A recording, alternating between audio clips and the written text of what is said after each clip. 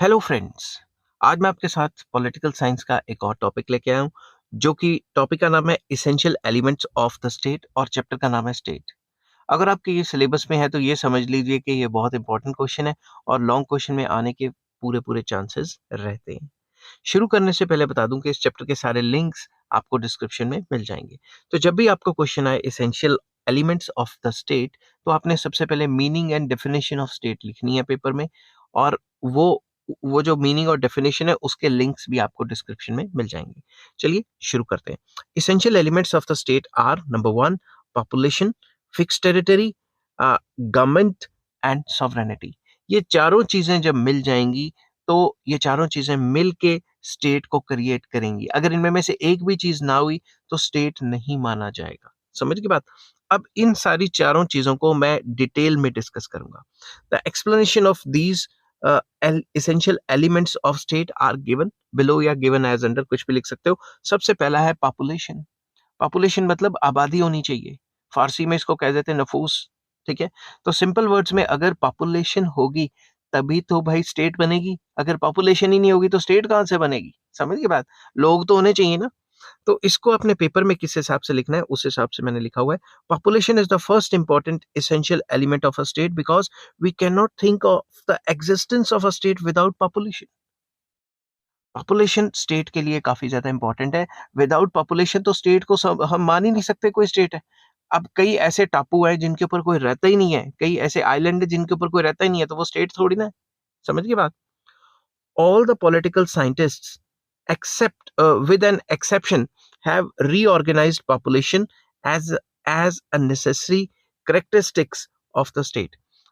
सारे के सारे पॉलिटिकल साइंटिस्ट है, उनमें में से कुछ हैं जिन्होंने नहीं इसको इंपॉर्टेंस दी। बाकी सारे के सारे जो मैक्सिमम साइंटिस्ट है उन्होंने पॉपुलेशन को बहुत इंपॉर्टेंस दी है, और ये कहा है कि पॉपुलेशन के बिना तो स्टेट को सोचा भी नहीं जा सकता। According to Dr. Gardner, the physical element of population is manifestly an absolute necessity to the existence of the state. उनका ये मानना था कि जो फिजिकल एलिमेंट ऑफ पॉपुलेशन है वो सबसे मेन नेसेसिटी है स्टेट होने की। It is impossible to conceive a state without people. किसी भी स्टेट को पैदा नहीं किया जा सकता विदाउट पीपल। लोग होंगे तभी स्टेट बनेगी ना। इसके अंदर further size of population, divergent views have been expressed by eminent scholars about the size of population in a state. कई स्कॉलर्स जो हैं उन्होंने अपने अपने व्यूज दिए कि साइज इतना होना चाहिए उतना होना चाहिए। समझ गई बात? In fact, the political scientists have not fixed the size of population in the state.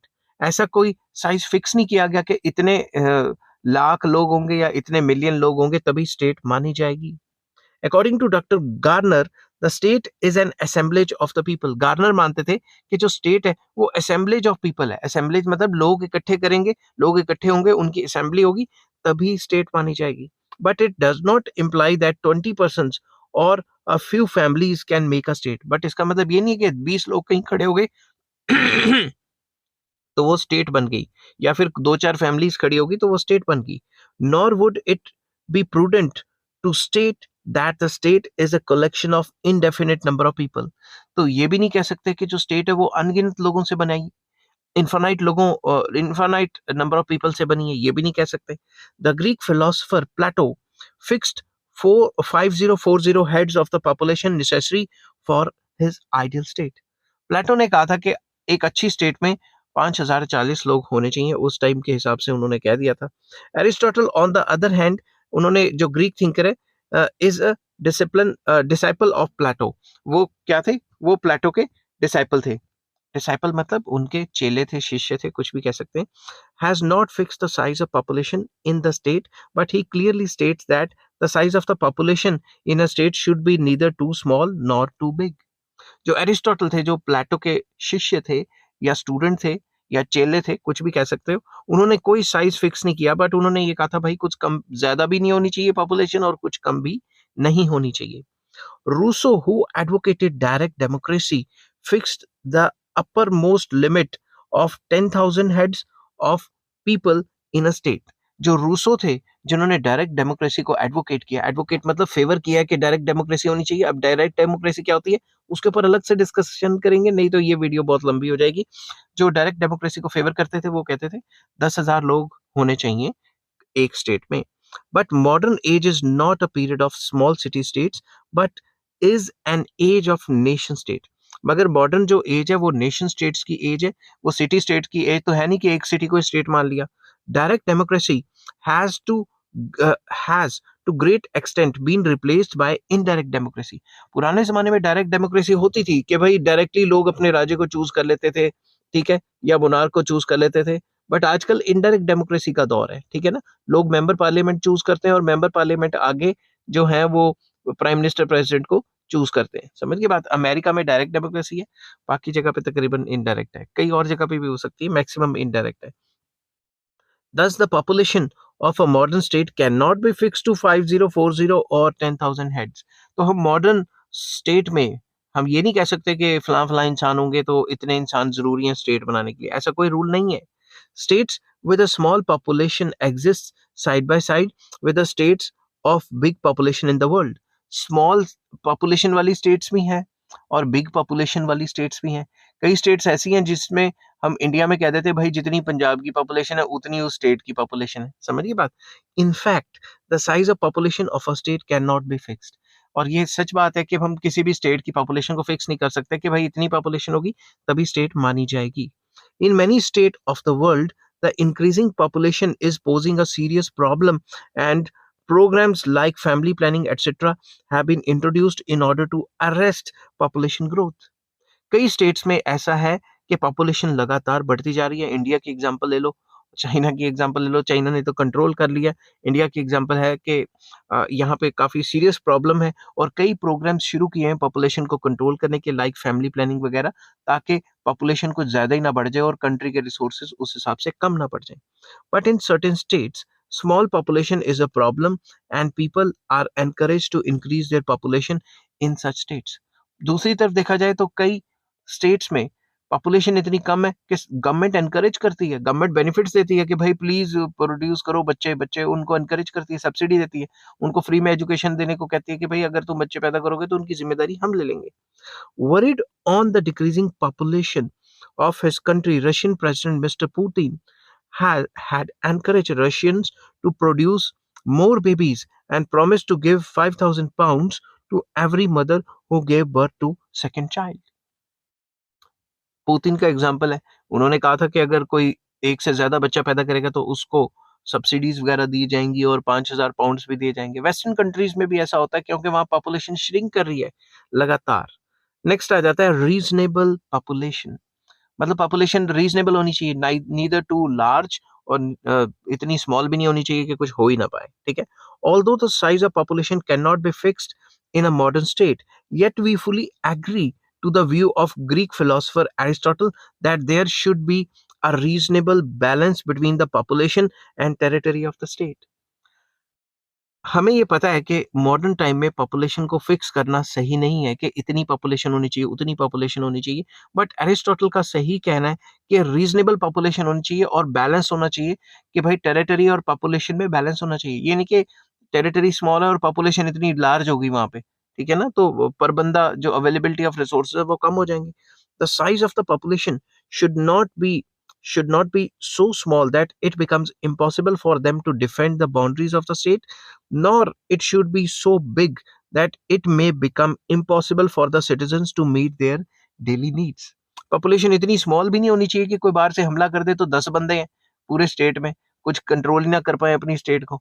और पॉपुलेशन इतनी लार्ज भी नहीं होनी चाहिए कि जो कंट्री है वो उनके रिसोर्सेज कंट्री के कम पड़ जाएं और लोगों को अपनी डेली नीड्स के लिए पैसे ही ना बचे, मतलब डेली नीड्स के लिए रिसोर्सेज ही ना हो। समझ की बात। अब कॉम्पोजिशन ऑफ पॉपुलेशन, इसके ऊपर भी कई लोगों ने डिटेल में डिस्कस किया है। Many scholars are of the opinion that composition of population of the state should be homogeneous. कुछ लोग कहते हैं कि जो स्टेट की जो कॉम्पोजिशन है वो होमोजीनियस होनी चाहिए, सेम टाइप के लोग होने चाहिए, सेम रेस के लोग होने चाहिए। कुछ लोग तो ये कह देते हैं सेम रिलीजन के होने चाहिए ताकि लड़ाइयाँ ना पड़े, क्योंकि अगर डिफरेंट डिफरेंट टाइप के लोग होंगे, हेट्रोजीनियस पॉपुलेशन होगी, तो लड़ाइयाँ पड़ने के पूरे पूरे चांसेस हैं। It means that the population in a state should speak one language, have faith in one religion, and should observe one customs and traditions. इसका मानना ये है कि लोगों की जो पॉपुलेशन है स्टेट में, वो एक लैंग्वेज बोले, एक फेथ हो, एक रिलीजन को फॉलो करे, एक कस्टम को फॉलो करे, रीति-रिवाज उनके सेम हो, ताकि लड़ाई आपस में पड़ने का चांस कम हो जाए। The birth of nation states is attributed to this fundamental principle of uniformity and homogeneity. जो बर्थ हुआ था सिटी स्टेट्स का पुराने जमाने में, वो इसी बेस पे था, ताकि वो यूनिफॉर्म रहें, और यूनिफॉर्म मतलब सेम क्वालिटी के रहें, लड़ाइयाँ वगैरह ना पड़ें, क्योंकि सारे बंदे एक ही टाइप के होंगे।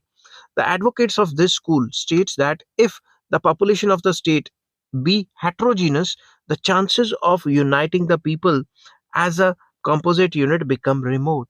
जो लोग इसको फेवर करते थे वो ये कहते थे कि अगर लोग डिफरेंट डिफरेंट टाइप की थिंकिंग वाले हुए तो काफी मुश्किल हो जाएगा उनको यूनाइट करना और स्टेट को बरकरार रखना, क्योंकि आपस में लड़ाइयां करते रहेंगे।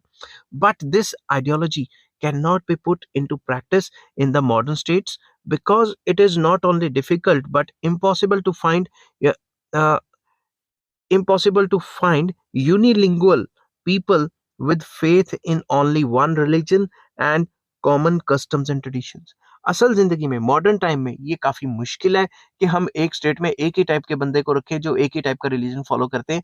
असल जिंदगी में ऐसा नहीं होता। एक कंट्री में डिफरेंट टाइप ऑफ पीपल होते हैं जो डिफरेंट टाइप ऑफ रिलीजन से और कल्चर से बिलोंग करते हैं। ठीक है। What is desirable in the modern state is not the common religion or common language, but mutual love, sympathy, and patriotism or the sense of belongingness of the state. State में ये ज़रूरी नहीं है कि सारे एक ही रिलीजन या एक ही कल्चर कस्टम को फॉलो करें, बल्कि ज़रूरी ये है कि उनको म्यूचुअल लव होना चाहिए आपस में, एक दूसरे से सिंपैथी होनी चाहिए और पैट्रियोटिज्म की फीलिंग होनी चाहिए। मतलब देश प्रेम, अपने कंट्री से मोहब्बत की जो फीलिंग होनी चाहिए और बिलोंगिंगनेस की फीलिंग होनी चाहिए, ठीक है, कंट्री से। तो ये चीज़ें मेन मानी जाएँगी बनिस्बत कि भई हम मतलब कॉमन रिलीजन या कॉमन लैंग्वेज के हों, वो पुराने ज़माने की थिंकिंग थी। The population of a state consists of three types of persons, that is citizens, subjects and aliens. Population में तीन टाइप के लोग आते हैं, सिटीजन्स आ जाते हैं, सब्जेक्ट्स आ जाते हैं और एलियंस आ जाते हैं। ये क्या होते हैं? Citizens are the people in the state who as its members enjoy civil and political rights. Citizens क्या होते हैं? मेंबर होते हैं स्टेट्स के और उनको सारी राइट्स होती हैं, फंडामेंटल राइट्स होते हैं, सिविल एंड पॉलिटिकल राइट्स होते हैं।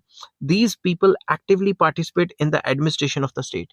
तो उनको राइट टू क्या होते हैं, वोट होता है और वो नौकरियां भी कर सकते हैं, गवर्नमेंट नौकरियां कर सकते हैं, तो उनको एडमिनिस्ट्रेशन में पार्टिसिपेट करने का पूरा राइट होता है।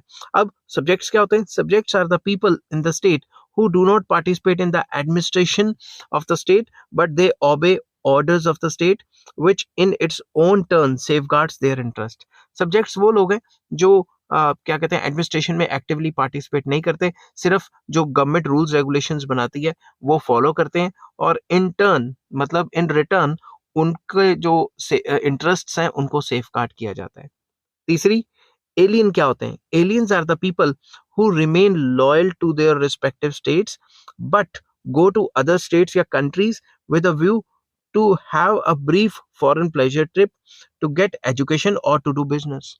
एलियंस वो हैं जो अपने कंट्री से लॉयल रहते हैं मगर किसी और कंट्री में या तो एजुकेशन लेने जाते हैं, नौकरी करने जाते हैं या बिजनेस करने जाते हैं। ठीक है। These aliens enjoy civil rights, but they are deprived of the political rights in the state. तो जो aliens हैं, जो किसी और कंट्री से लोग आते हैं, क्योंकि वो उस कंट्री के सिटीजन हैं जहाँ से आए हैं, तो उनको सिविल राइट्स तो सारे के सारे होते हैं, मगर पॉलिटिकल राइट्स उनके नहीं होते। तो ये काफी बड़ा टॉपिक मैंने पॉपुलेशन के ऊपर कवर किया। तो सेकंड जो मेन कंपोनेंट आ जाता है, सेकंड कंपोनेंट, वो है फिक्स टेरिटरी। फिक्स टेरिटरी बहुत इंपॉर्टेंट है। अगर टेरिटरी नहीं होएगी तो भाई खुद सोचो कहाँ की state. Fix territory is the second important element of the state. ये सेकेंड इंपॉर्टेंट है, पहला क्या है? Population. Unless an assemblage of people reside permanently on a fix territory, a state would not come into existence. जब तक लोग इकट्ठे होके एक पर्टिकुलर टेरिटरी में नहीं रहेंगे तब तक स्टेट नहीं एग्जिस्ट कर पाएगी, नहीं बर्थ करेगी। स्टेट का बर्थ ही नहीं होगा जब कोई पर्टिकुलर प्लेस नहीं होगी। This is the reason, this is the reason that the nomadic tribes and migratory people have never been in a position to establish a state. इसी वजह से जो nomadic tribes होती हैं, जो एक जगह से दूसरी जगह अपने जानवर लेके जाती हैं, या वो scheduled tribes होती हैं, या फिर वो लोग जो माइग्रेट करते रहते हैं लगातार, सर्दी गर्मी के चक्कर में या अपने मवेशी चराने के चक्कर में वो कभी भी स्टेट नहीं बना पाए। हिस्ट्री की बात बता रहा हूँ। When in 1948 the Jews made a part of Western Asia as their permanent abode, the state of Israel came into existence.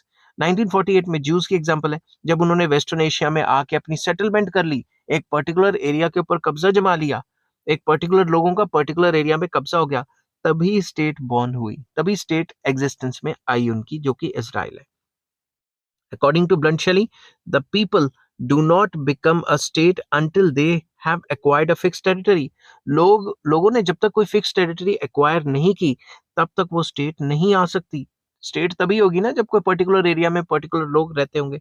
Similarly, similar views have been expressed by Dr. Gardner when he states that as people under such conditions may be in a state in the making, but they do not become a state until their migration has ceased and they have established themselves permanently on a definite portion of territory. Garner का भी ये मानना था कि जब तक वो migratory people अपनी माइग्रेशन को बंद करके एक फिक्स टेरिटरी, डेफिनेट टेरिटरी या डेफिनेट पोर्शन ऑफ टेरिटरी में सेटल नहीं हो जाते, तब तक स्टेट एग्जिस्ट नहीं कर सकती। समझ की बात। अब आ जाता है टेरिटरी होती क्या है।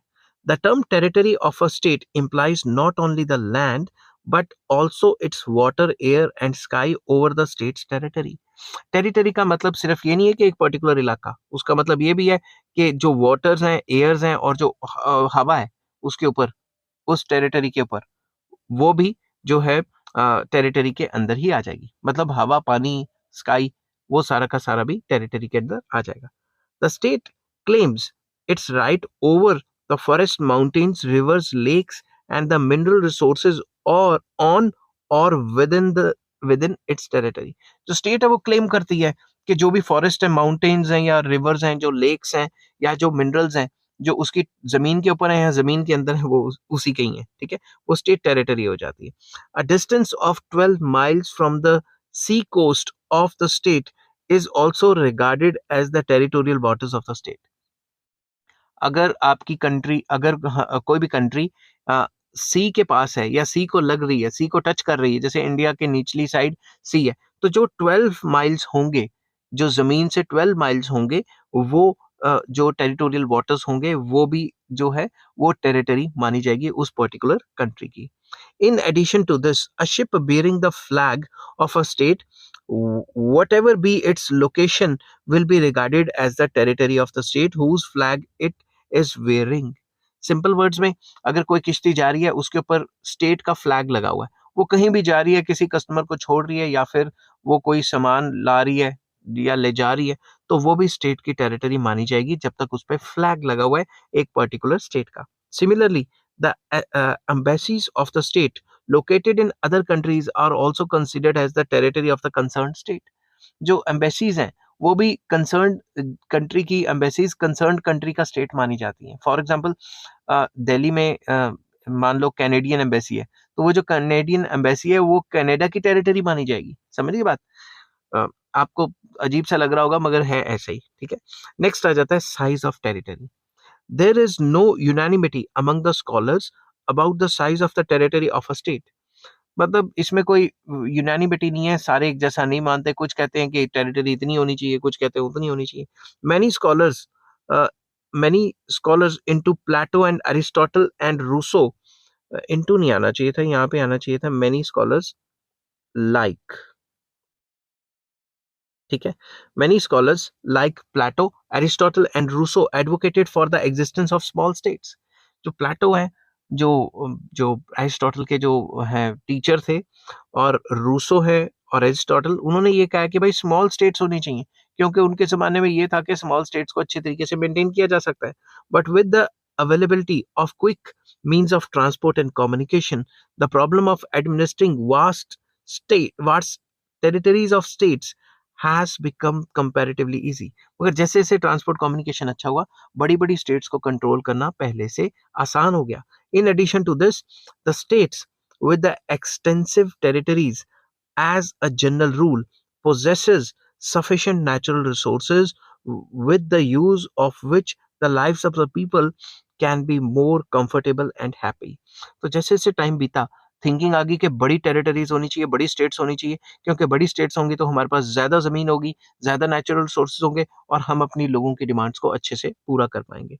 This is the reason that bigger states are preferred these days. इन्हीं वजह से हर कोई चाहता है कि मेरी स्टेट्स पहले से बड़ी हो जाए। No definite answer can be given about the area of the state because in these days there are small as well as big states. इसका कोई डेफिनेट आंसर नहीं है कि इतनी ही स्टेट्स होनी चाहिए, क्योंकि आजकल छोटी स्टेट्स भी हैं और आजकल बड़ी स्टेट्स भी हैं। Countries like Russia, China, USA, Canada, Australia, India etcetera have large areas. जैसे रशिया के पास बहुत area, China, USA, Canada, Australia और इंडिया के पास एरिया बहुत ज्यादा है। There should be a proper portion between proper proportion between, proportion होता है percentage, between the area and the population of the state. मतलब एरिया और पॉपुलेशन की परसेंटेज कुछ होनी चाहिए। अगर पॉपुलेशन कम है और एरिया बहुत ज्यादा है तो भी सही नहीं है, अब एरिया कम है पॉपुलेशन ज्यादा है तो भी सही बात नहीं है, ठीक है। The area of the state should not be so small that the people do not find a place to live. Area इतना कम नहीं होना चाहिए कि लोगों को रहने की जगह ना हो। Not it should be so big that people find it difficult to defend it. इतना भी बड़ा एरिया नहीं होना चाहिए कि उसको डिफेंड करने के चक्कर में हमेशा लड़ाइयां ही चलती रहे। समझ गई बात। नेक्स्ट आ जाता है नेचर ऑफ टेरिटरी। टेरिटरी किस, क्या क्या टेरिटरी का क्या नेचर होना चाहिए, किस टाइप की होनी चाहिए। A vast state should have fertile a vast state should have first fertile land and rich mines of mineral resources because such things form the basis of prosperity of the people of the state। अगर बड़ी state है तो land भी fertile होना चाहिए ताकि उस पे जो है खेती बाड़ी की जा सके, कल्टीवेशन की जा सके, और उसके पास मिनरल्स भी होने चाहिए। जितना ज्यादा रिसोर्सेज होंगे उस स्टेट में उतना ही वो कंट्री प्रॉस्परस करेगा, मतलब अमीर हो जाएगा। According to professor Gilchrist, climate, the temperature of the people, geographical configuration, and natural resources are all important factors which help the state to become great।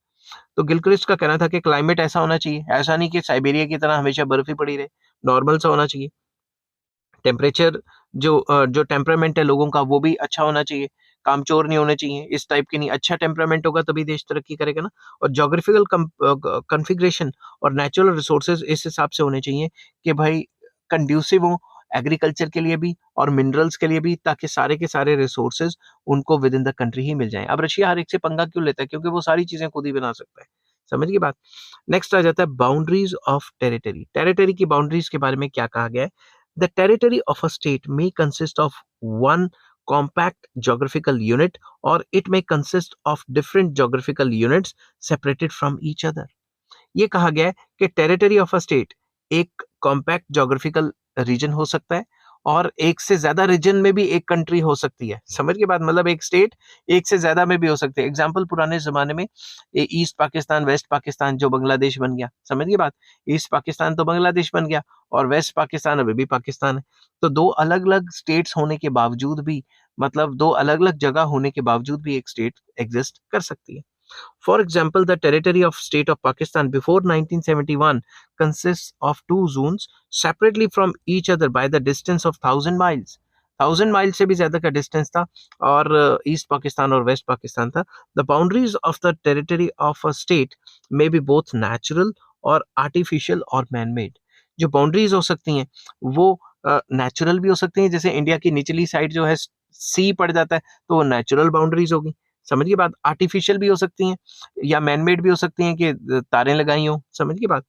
Natural boundaries with rivers and mountains as the demarcating lines are considered better than the man-made or artificial boundaries because in the former case the chances of boundary disputes between neighboring states are less। तो कई जो philosophers हैं वो ये मानते हैं कि भाई जो बाउंड्रीज होनी चाहिए वो आर्टिफिशियल नहीं होनी चाहिए, बेसिकली जो मतलब नेचुरल है वो ज्यादा रहेंगी। रिवर्स और माउंटेन्स के थ्रू या फिर जो सी है उसके थ्रू बाउंड्रीज होंगी तो उसमें लड़ाई पड़ने के चांसेस कम है। और अगर हम मैन मेड बनाएंगे तो हमेशा थोड़ा थोड़ा खिसकाते रहेंगे, नहीं जी मेरी यहाँ तक है बाउंड्री, यहाँ तक है, तो उसमें डिस्प्यूट्स होने के चांसेस बहुत ज्यादा रहते हैं। In the event of artificial boundaries, the boundary or the border disputes between India and Pakistan and between India and China are the examples of this kind। आपको पता है जो मैन मेड बाउंड्रीज हैं, जो इंडिया चाइना के बीच में या India Pakistan के बीच में, इस पे हमेशा डिस्प्यूट ही चलता रहता है। समझ गई बात? Besides, if the territory of a state is a compact geographical unity, the administration can be more efficient. अगर जो टेरिटरी है वो एक कॉम्पैक्ट जोग्राफिकल यूनिटी है, मतलब एक पर्टिकुलर एरिया है जो जोग्राफिकली बाउंड्री बनी हुई है, समझ के बात, तो उसकी जो क्या कहते हैं, उसकी जो एफिशिएंसी है उसको मेंटेन करना काफी आसान है। फॉर एग्जांपल इंडिया के नीचे जो है वो समुंदर है, तो निचली साइड जो समुंदर है वो अच्छे तरीके से बाउंड्री बनी हुई है, तो कोई आके ये नहीं कह सकता भाई यहाँ तक हमारा है वहां तक तुम्हारा, क्योंकि कोई टेंशन नहीं है बहस की, ठीक है। On the other hand, if the territory of a state consists of territorial units separated from each other, the problem of maintaining its unity becomes difficult. इसका एग्जाम्पल है, had the eastern and western part of Pakistan become a united territorial unit, the possibility of the emergence of Bangladesh in 1971 would have been the remotest. अगर कोई भी country compact होगी, आपस में जुड़ी होगी, तो उसकी टेरिटरीज को सेव करना बहुत आसान है। मगर अगर एक कंट्री अगर दो हिस्सों में बंटी हुई है, जैसे ईस्ट पाकिस्तान, वेस्ट पाकिस्तान, तो एक पार्ट को डिफेंड करना काफी मुश्किल हो जाता है। यहाँ पे ये चीज बताई हुई है। थर्ड पार्ट जो सबसे इंपॉर्टेंट कंपोनेंट है इसका स्टेट का, वो आ जाता है गवर्नमेंट। गवर्नमेंट है ना, तभी तो रूल रेगुलेशन चलेंगे। Organised government is the third important element of the state. जो ये थर्ड इंपॉर्टेंट एलिमेंट है, the government of a state organises its people, expresses the will of the state and makes the people obey them. Government क्या करती है, जो state है या government है, मतलब वही तो स्टेट जो लोग हैं उनको ऑर्गेनाइज करती है और अपनी विल को एक्सप्रेस करती है और रूल्स रेगुलेशन बनाती है। स्टेट के अंदर जो गवर्नमेंट होती है वो लोग चूज करते हैं ना, ठीक है। आजकल तो डेमोक्रेसी का जमाना है, तो लोग चूज करते हैं। According to doctor Gardner, government is an agency or machinery through which common policies are determined and by which common affairs are regulated and common interests are promoted. State एक ऐसी agency है या machinery है जिससे common policies बनाई जाती हैं जो सबके लिए सही रहेंगी, और कॉमन अफेयर्स को रेगुलेट किया जाता है, मतलब जो भी लोगों के इंटरेस्ट है उनको देखने के लिए रूल्स रेगुलेशन बनाए जाते हैं, ठीक है। People can not organize themselves without the help of the government. लोग आपस में एक दूसरे से ऑर्गेनाइज नहीं हो सकते, एक दूसरे से रिलेशन में नहीं आ सकते अच्छे से अगर गवर्नमेंट नहीं होगी, क्योंकि गवर्नमेंट रूल्स रेगुलेशन बनाएगी जिसके थ्रू जो आपस में लोगों का काम काज या फिर आपस में रिलेशन पहले से बेहतर हो जाएंगे। The government regulates the mutual relations of the people, maintains law and order within the territory of the state and protects it from external invasion. Government क्या करती है, लोगों के बीच में कैसे रिलेशन होंगे उसके लिए लॉ एंड ऑर्डर बनाती है, रूल्स रेगुलेशन बनाती है, और स्टेट टेरिटरी को प्रोटेक्ट करने के लिए आर्मी भी बनाती है ताकि बाहर से कोई हमला ना कर दे। समझ गई बात? Anarchy and chaos shall prevail without the existence of government. अगर गवर्नमेंट नहीं होगी तो खुद सोचो, एनार्की फैल जाएगी, जिसका जो मन कर रहा है करे, कोई रूल्स रेगुलेशन नहीं है, कोई किसी को मार रहा है, कोई किसी की प्रॉपर्टी जब्त कर रहा है, कुछ भी कर रहा है। समझ की बात? According to Gettell, without government, population would be an incoherent anarchic mob with no means of collective action. मैंने यहाँ इन्वर्टेड कॉमा क्लोज नहीं किया, ठीक है। तो उनका ये मानना था जेटल का कि सिंपल वर्ड्स में अगर जो है गवर्नमेंट नहीं होगी तो पॉपुलेशन क्या होगी, एनार्किक मॉब होगा जो एक दूसरे को मारता रहेगा, काटता रहेगा, हमले करता रहेगा और टेंशन ही फैली रहेगी। समझ की बात? नेक्स्ट आ जाते हैं organs of the government. Each government has three organs, that is legislature, executive and judiciary. ये तो आपको पता ही है, तीन organs होते हैं। The legislature makes laws according to the collective will of the people and supervises the finances of the state. Legislature का main काम क्या है? Collective will के हिसाब से laws बनाना और state के finances को देखना। The executive implements the law framed by the legislature and also runs the administration in the state. Executive का काम यह कि जो लेजिस्लेचर ने लॉज बनाए हैं उनको लागू करवाना, उनको इम्प्लीमेंट करवाना और एडमिनिस्ट्रेशन चलाना स्टेट का। The judiciary interprets the laws and resolves such disputes. Judiciary का मेन मकसद यह है कि कोई भी डिस्प्यूट्स खड़े होते हैं तो उनको इंटरप्रेट कर, लॉज को इंटरप्रेट करके डिस्प्यूट्स को सॉल्व करना, और अगर कोई भी लॉज को नहीं मानता तो उसको पनिश करना। समझ की बात? नेक्स्ट पार्ट गवर्नमेंट वाले में आ जाता है forms of government. There are many forms of governments like monarchy, आ जाती है, aristocracy, democracy, dictatorship, republican, unitary, federal, parliamentary, presidential, etc. ये कई टाइप की जो है गवर्नमेंट्स पाई जाती हैं। इनके ऊपर मैं अलग-अलग लेक्चर्स लेके आऊँगा, इनके फीचर्स, मेरिट्स, डिमेरिट्स डिस्कस करूँगा, अगर ऐसे आप लोगों का प्यार मिलता रहा तो। The form of government changes according to the time, place and needs of the people. जो गवर्नमेंट का जो फॉर्म है वो लगातार चेंज होती रहती है। पहले क्या थी, मोनार्की थी, रजवाड़ाशाही थी, वो राजे महाराजे खत्म हो गए, फिर गवर्नमेंट आ गई, डेमोक्रेसी आ गई, तो टाइम एंड नीड के हिसाब से जो है गवर्नमेंट्स वो चेंज होती रहती है। Earlier Pakistan had military dictatorship, Pakistan की मिलिट्री डिक्टेटरशिप थी, but now there is a democratic government. Democratic government है, वो भी कभी टूट जाती है, कभी कुछ हो जाती है, स्टेबिलिटी नहीं है। Earlier, Bangladesh had a parliamentary form of government, but at present it has a presidential form of government. Bangladesh में भी पहले पार्लियामेंट्री फॉर्म ऑफ गवर्नमेंट थी, मगर अब प्रेसिडेंशियल फॉर्म ऑफ गवर्नमेंट है। The forms of government do not influence the state because the change in government is accepted as a routine affair. जो government की form है वो एक रूटीन अफेयर है, टाइम टू टाइम चेंज होती रहती है, ये कोई बड़ी बात नहीं है, ठीक है। The function of the government is merely to run the administration in the state. Government का ये काम है कि स्टेट के जो काम है वो चलाते रहे और स्टेट की यूनिटी को बरकरार करके रखे। फोर्थ पॉइंट आ जाता है इसमें sovereignty, very important. Sovereignty is the fourth important element of the state. Many scholars regard sovereignty as the most important attribute of the state. कुछ जो scholars है मानते हैं कि sovereignty के बिना तो state का भाई impossible है होना. Sovereignty is the supreme power of the state which makes its will highest and most powerful institution.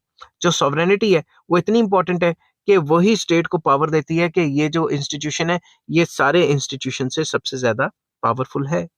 A state possessing sovereignty commands obedience both from individual and other institutions, but it is not bound to accept the orders of any other institution.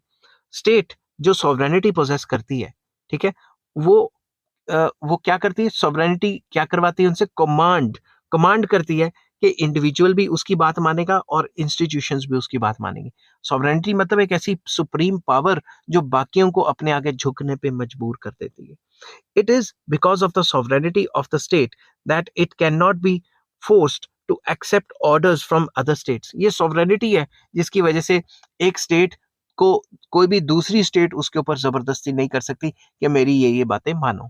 समझ गई बात? According to Professor H. Lasky, it is the possession of sovereignty that the state is distinguished from all other form of human organizations. ये sovereignty ही है जिसकी वजह से state organisation और बाकी ऑर्गेनाइजेशन में काफी फर्क है, क्योंकि स्टेट ऑर्गेनाइजेशन के पास सॉवरेनिटी है जो कि बाकी ऑर्गेनाइजेशन के पास, बाकी ह्यूमन ऑर्गेनाइजेशंस के पास नहीं है। Before 15 August 1947, India had three elements of the state, namely population India के पास था, टेरिटरी थी, गवर्नमेंट थी, but it did not possess sovereignty. वो ब्रिटिशर्स के अंडर कंट्रोल में थे, समझ गए बात? It is the reason that India before 1947 was not a state. After attaining political After attaining political independence, India got sovereignty and become full-fledged state. 1947 के बाद जब हमारे ऊपर जो ब्रिटिशर्स का कंट्रोल खत्म हो गया, हम फ्री हो गए, तो हम फिर as a full fledged state बन गए। Sovereignty is of two types. Sovereignty जो है वो दो टाइप्स की होती है। सबसे पहली internal sovereignty. By internal sovereignty, it implies that supreme power of the state, which regulates the life of all the people inhabiting the territory of the state, is also organizations active there. ठीक है, simple words में internal sovereignty का मतलब ये है कि जो state है उसी के पास सुप्रीम पावर है और सरकार जो है, स्टेट जो है वो रेगुलेट करती है सारे लोगों को जो टेरिटरी में रहते हैं, एंड ऑल्सो ऑर्गेनाइजेशंस जो एक्टिव हैं, बाकी ऑर्गेनाइजेशंस उनको भी कंट्रोल करती है स्टेट। ठीक है, मतलब स्टेट के ऊपर कोई भी ऑर्गेनाइजेशन नहीं है विद इन द मतलब जो स्टेट है उसके ऊपर कोई ऑर्गेनाइजेशन नहीं है। क्यों? क्योंकि स्टेट के पास सॉवरेनिटी है और बाकी ऑर्गेनाइजेशंस के पास सॉवरेनिटी नहीं है, supreme power. State is empowered to issue any type of order to such men and organizations. जो भी स्टेट के बीच में रहते हैं, स्टेट उनके ऊपर ऑर्डर इशू कर सकती है कोई भी। They have to obey such commands of the state.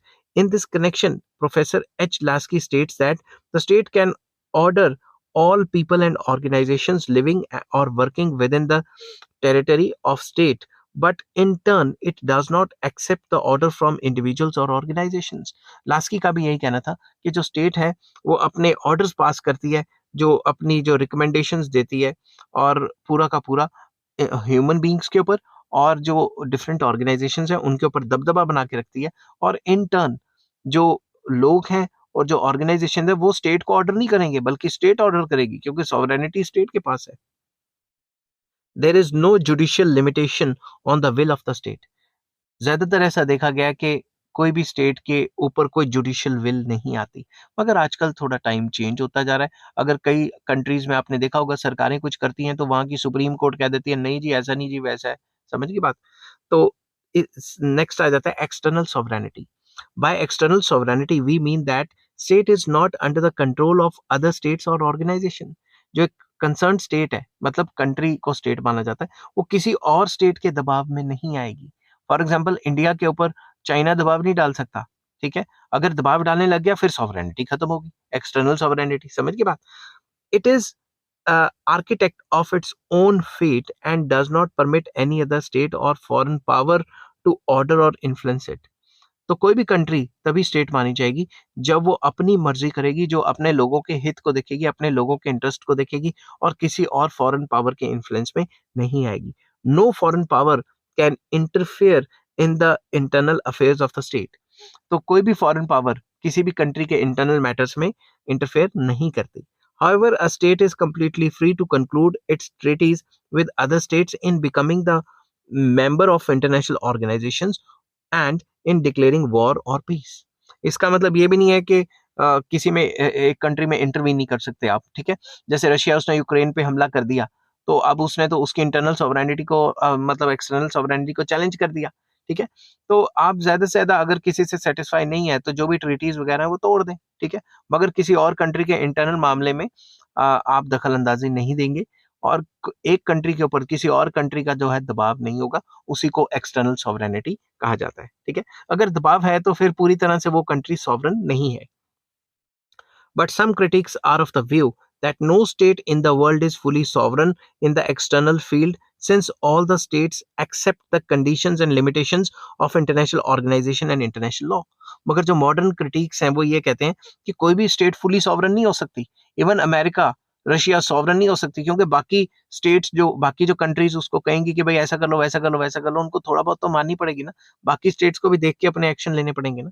But we must remember that these limitations on the sovereignty of a state are self imposed, and their adherence or rejection depends entirely on the sweet will of the state। अब ये भी दिमाग में रखना चाहिए, अगर कोई एक कंट्री, अब इंडिया कह रहा है रशिया को कि भाई यूक्रेन पे हमला मत कर, पीसफुली सेटल कर ले वगैरह वगैरह, तो रशिया मान थोड़ी ना रहा है। रशिया इंडिया को कह रहा है ये लो तेल ले लो मेरे से सस्ते में, ठीक है? तो कहने की बात ये है कि किसी और कंट्री में इंटरवीन करना या नहीं करना, या किसी और कंट्री को सलाह मशवरा देना, ऐसा कर लो वैसा कर लो, वो उस कंट्री के ऊपर डिपेंड करता है। समझ गए बात? उसकी विल के ऊपर डिपेंड करता है। दस the state is fully independent and sovereign in the external field. ठीक है? तो मतलब एक्सटर्नल फील्ड में भी फुली इंडिपेंडेंट होनी चाहिए, अपने डिसीजंस खुद ले सके। समझ गए बात? The idea of sovereign state is a myth. इसी के बीच में आ जाता है कि फुली सॉवरन स्टेट कोई हो ही नहीं सकती, क्योंकि हमारी स्टेट या कंट्री किसी और स्टेट से भी इन्फ्लुएंस होती ही होती है। समझ गई बात? In the present day world, the idea of sovereign state or sovereignty of a state seems to be mere a myth. Today, the principle of might is right prevails in the modern world, and the powerful states always keep trying to establish their dominance over the weak states। आजकल जमाना चलता है might is right. जिसके पास power है वो अपनी power का इस्तेमाल करके दूसरे के ऊपर चढ़ाइयां कर देते हैं। फॉर एग्जाम्पल अमेरिका कभी किसी के ऊपर चढ़ाई कर देता है, कभी कह देता है ह्यूमन राइट्स वायलेशन हो रही है, कभी कह देता है कोई हथियार बना रहा है, ठीक है ना, कभी कह देता है अलकायदा आ गया, कभी अफगानिस्तान में घुस जाता है, कभी इराक में घुस जाता है, कभी सीरिया में घुस जाता है। समझ के बात? तो पावरफुल स्टेट्स जो हैं वो वीक स्टेट्स के ऊपर काफी ज्यादा डोमिनेट करती हैं उनको। In some cases state is not prepare to accept the dominance of powerful states, then under the pretext of threat to internal peace or violation of human rights, power is used against such states and no action is paid to the international principles and sovereignty of the state।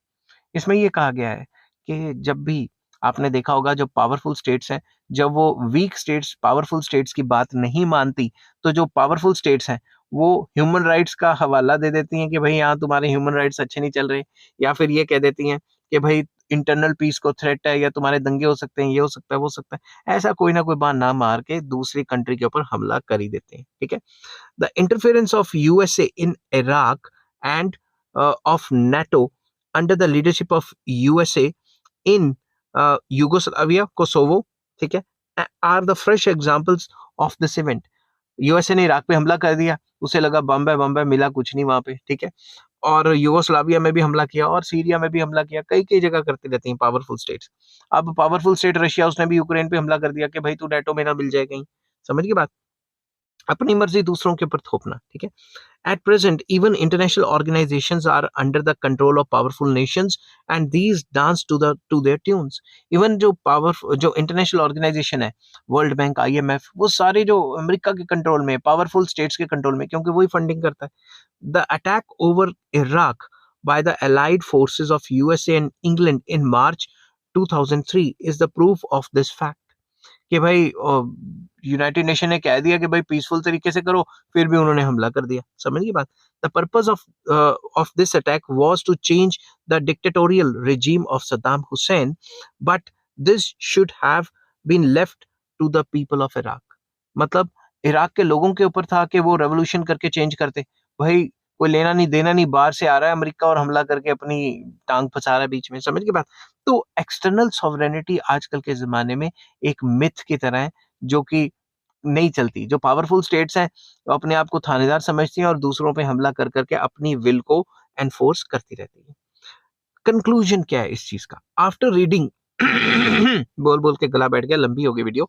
After reading the views written above, we come to the conclusion that population, fixed territory, government, and sovereignty are four essential elements of the state, and in the absence of any one of these, the state cannot exist.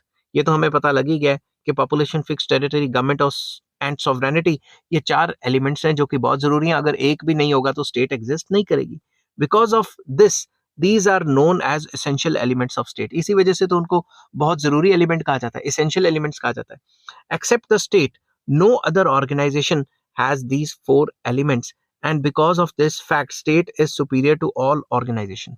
किसी भी other organisation के पास, किसी भी और organisation के पास ये चारों elements नहीं हो सकते। इसी वजह से स्टेट की जो सुपीरियरिटी है वो ज्यादा है बाकी एलिमेंट्स के कंपैरिजन, बाकी ऑर्गेनाइजेशंस के कंपैरिजन में।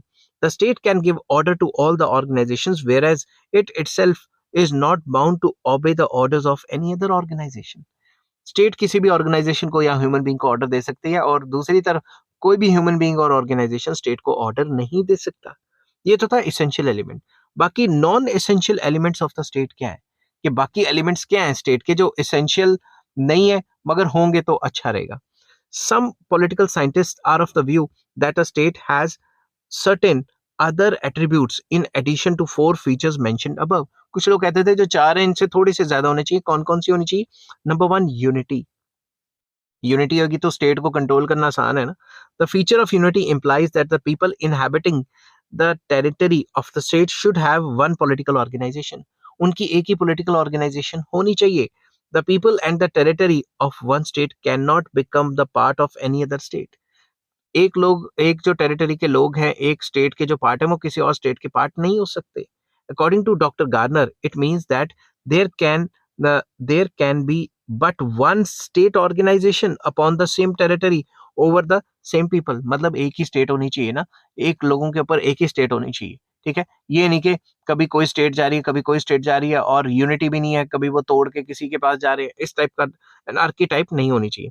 एग्जाम्पल देता हूँ। For example, the sovereignty of Portuguese over Goa, Daman and Diu was not acceptable to India, so it was ended in 1961. दमन, दीव और गोवा ये तो इंडिया के पार्ट है। सॉवरेनिटी किसकी थी? सॉवरेनिटी उस टाइम पे 61 से पहले थी पोर्तुगीज की, ठीक है। तो इंडिया ने उसको आजाद करवा लिया और सॉवरेनिटी अपनी कायम कर दी। नेक्स्ट है ऑल कॉम्प्रिहेंसिवनेस। सारे एक ही टाइप के, उन्हें सारे टाइप के लोगों को इंक्लूड करना है। अगर हम किसी भी एक पर्टिकुलर टाइप के लोगों को एक्सक्लूड कर देंगे तो वो फिर स्टेट नहीं रहेगी। समझ गए बात? All comprehensiveness means that all the people, all the groups come within the jurisdiction of supreme court, supreme power of the state. Sorry, supreme court बोल दिया। लंबी वीडियो होगी तो बोल बोल के गला बैठ गया।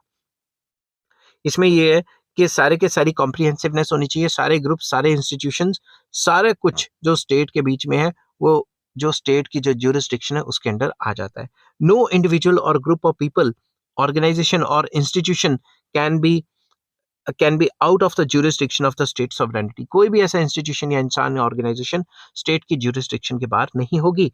Although being a member of the international community और organisation, a state may free individuals or group of its all comprehensiveness, control and supervision, but it is done according to the sweet will of the state and it cannot be compelled to do so. अब सरकार चाहे तो कई लोगों से और organisation से अपनी ज्यूरिसडिक्शन को छोड़ सकती है. कह सकती है कि भाई तूने किसी और कंट्री में जाना है तो वहां का सिटीजन हो जा, कोई चक्कर नहीं है, मगर वो स्टेट की स्वीट विल पे डिपेंड करता है. ठीक है, तो ऑल कॉम्प्रिहेंसिवनेस में ये था कि जितने भी लोग organisations within the state आ जाती हैं, उनको सबको स्टेट की ज्यूरिसडिक्शन को फॉलो करना पड़ता है. थर्ड पॉइंट आ गया continuity. The form of government is in a state may undergo frequent changes, but it does not affect the existence of a state. सरकारें तो चेंज होती रहती हैं, मगर स्टेट ना चेंज हो, स्टेट की कंटिन्यूटी रहे. Monarchy may be replaced by the republican form of government, and the government by one political party may be substituted by the government of some other political party, but it will not affect the existence of a state. क्या पता पहले monarchy हो और फिर democracy आ जाए या Republican form of government आ जाए. क्या पता पहले एक सरकार की गवर्नमेंट हो, फिर दूसरे सरकार की गवर्नमेंट आ जाए. एग्जाम्पल, पहले कांग्रेस की सरकार थी, फिर बीजेपी की आ गई. इससे क्या होगा, स्टेट थोड़ी ना खत्म होती है, स्टेट की कंटिन्यूटी लगातार चलती रहेगी. According to the law of state succession, the succeeding government has to take the responsibility of fulfilling its obligation arising out of the treaties and contracts concluded by outgoing government. Simple words में समझाता हूं. According to the law of state succession का law ये कहता है कि जो government जा रही है और जो गवर्नमेंट आ रही है, उनके बीच में किस टाइप का रिलेशन होगा. जो गवर्नमेंट जा रही है वो क्या करेगी, जितनी भी उस स्टेट की जो ट्रीटीज वगैरह होंगी, जितने भी रूल्स रेगुलेशन होंगे, वो नई सरकार को सौंप देगी और उस सरकार को वो सारी ट्रीटीज एंड सारे के सारे जो क्या कहते हैं, जो ट्रीटीज एंड कॉन्ट्रैक्ट्स हैं वो निभाने पड़ेंगे. समझिए बात. As a general rule, the succeeding government honors the contracts and treaties concluded by the preceding government of the state. ये एक जनरल रूल माना जाता है कि जो सरकार जा रही है, दूसरी सरकार आ रही है, ठीक है, तो जो सरकार आ रही है वो ट्रीटीज एंड कॉन्ट्रैक्ट्स को मान्यता देगी, वो मानेगी उनको, ठीक है, वो इनको इग्नोर नहीं करेगी. फिर एक और पार्ट आ जाता है इसमें, permanence. It means that the state is a permanent institution. State तो एक परमानेंट इंस्टीट्यूशन है. According to Gardner, a population organized as a state remains always under some organization. Simple word में, जो पॉपुलेशन ऑर्गेनाइज होती है state के under, वो always मतलब स्टेट के बीच में ही रहती है, परमानेंस होती है उसमें. ठीक है, many times the existence of some state is abolished, or a portion of territory of a state is given to some other state due to war or peace treaties, but in all such cases it is the change of the sovereignty and the people continue to inhabit the same territories. Simple words में, जो territory में वो रहते हैं वो permanent होनी चाहिए. अगर वो टेरिटरी में कोई चेंजेस आता रहता है तो वो सॉवरेनिटी में भी चेंजेस आता रहेगा. समझ की बात, क्योंकि वहां पे हमारी सॉवरेनिटी काम नहीं करेगी. ठीक है, many times a powerful state conquers other states and bring under its way the vanquished state, and thus ends the independent existence of the defeated state. But the people do not become stateless subject, but they attain the citizenship of the victorious state. For example, एक country है, उसने दूसरे country पे हमला कर दिया, ठीक है, और उसको पूरा अपने कंट्रोल में कर दिया. अब अगर कंट्रोल में कर लिया तो लोग जो है वो स्टेटलेस थोड़ी ना हो गए. जो विक्टोरियस स्टेट है उसने दूसरी कंट्री को अपनी सॉवरेनिटी के अंदर ले लिया, तो लोग जो है अब जो जीती हुई स्टेट है उसके मेंबर बन जाएंगे. समझ गए बात. नेक्स्ट आ जाता है इक्वालिटी. इक्वालिटी भी बहुत इंपॉर्टेंट है अगर स्टेट को एग्जिस्ट करना है तो, ठीक है, मगर उतनी इंपॉर्टेंट नहीं है जितने एसेंशियल एलिमेंट्स है.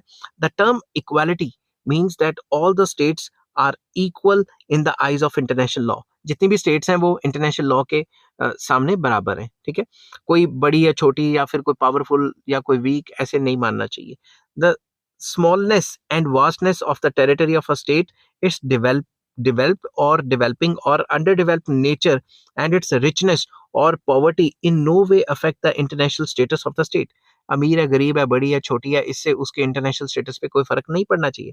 According to Oppenheim, whatever inequality may exist among the states regarding their size, population, power, degree of civilization, wealth and other qualities, they are nevertheless equal in as international person, कि वो as a international person international law में सारी बराबर मानी जाएंगी, चाहे उनके पास power ज्यादा है, पैसा ज्यादा है, डेवलप है, अंडर डेवलप है, या कोई भी चीज है। मतलब इनइक्वालिटीज बिटवीन स्टेट्स नहीं होनी चाहिए।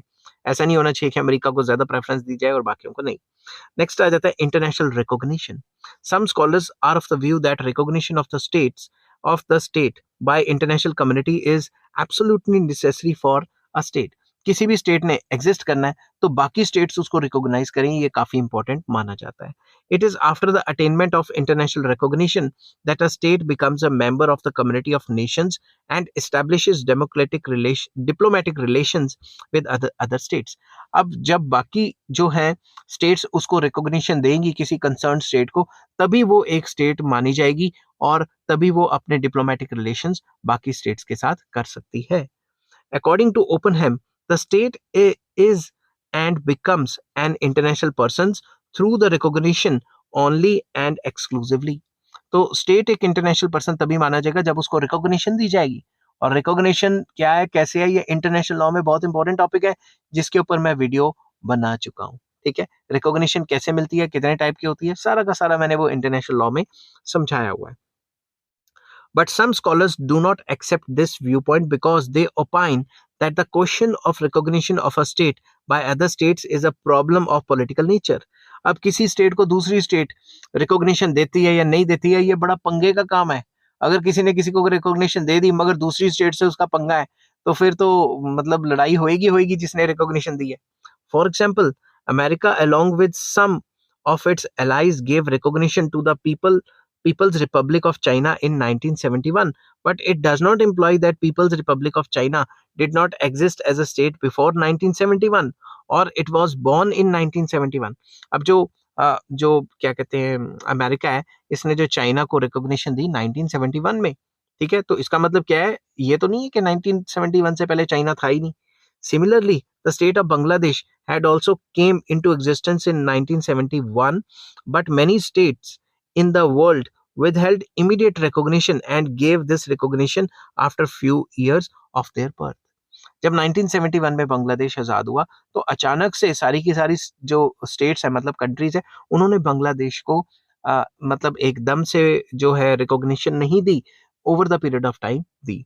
Thus, international recognition does not affect the status of the states. जो इंटरनेशनल रिकॉग्निशन है वो स्टेट के स्टेटस को असर नहीं करती। ठीक है, कंक्लूजन क्या है इस सब का, बहुत बड़ा लेक्चर हो गया ये। द क्या लिखा है ये मैंने, एडिशनल कैरेक्टरिस्टिक्स, पर्सुअल का नहीं होना चाहिए था, यहाँ पे कोई और वर्ड यूज करता हूँ, पर्सुअल ऑफ एडिशनल कैरेक्टरिस्टिक्स, यहाँ पे ये लिख लेते हैं, कंक्लूड करते हैं इसको कि यहां से लिखते हैं द एडिशनल करेक्टरिस्टिक्स। ठीक है, ऐसे कर लेते हैं, the additional characteristics of a state as given above lead us to the safe conclusion that these additional features may be regarded as the qualification of the ideal state but not the essential attributes of the state, because state can exist even in the absence of these additional features. ये जो additional features बनाए हैं ये important तो है, मगर ऐसा नहीं है कि इनके बगैर जो है स्टेट क्वालिफाई नहीं कर पाएगी। स्टेट के मेन फीचर्स जो हैं वो 4 ही हैं जो मैंने पहले डिस्कस किए थे। ठीक है, उनके बगैर तो स्टेट बिल्कुल एग्जिस्ट नहीं कर सकती, इनके बगैर तो फिर भी एग्जिस्ट कर सकती है। Population, fixed territory, government and sovereignty are 4 essential attributes of the state, and in the event of absence of any one of these 4 attributes the state cannot exist. अगर ये चारों के चारों नहीं होंगे तो स्टेट एग्जिस्ट ही नहीं करेगी। ये नहीं होंगे जो ऊपर बताए थे, ये इंटरनेशनल रिकॉग्निशन, इक्वालिटी, फिर भी स्टेट चलती रहेगी, मगर उन 4 के बगैर स्टेट हो जाएंगी खत्म। समझ के बात? आई होप ये वीडियो आपको पसंद आई होगी। अगर पसंद आती है तो please like, share and subscribe. इस चैप्टर के सारे लिंक्स आपको डिस्क्रिप्शन में मिल जाएंगे। नेक्स्ट टॉपिक मैं बनाऊंगा स्टेट एंड सोसाइटी के ऊपर, ये भी लॉन्ग क्वेश्चन ही होगा। Till then take care, bye bye.